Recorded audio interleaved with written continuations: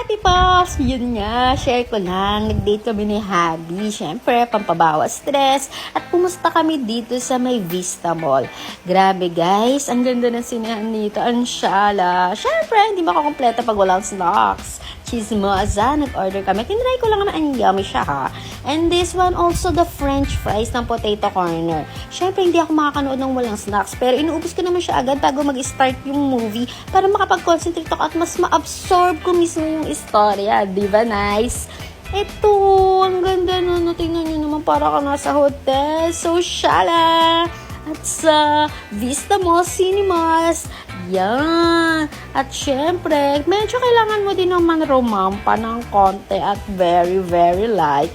Kaya ayan si Inday, o lakad. Sige, uupo na yan. At magpapahinga habang hinihintay yung unang movie. Yay! At magpipicture pa ako dyan, guys. Hapak!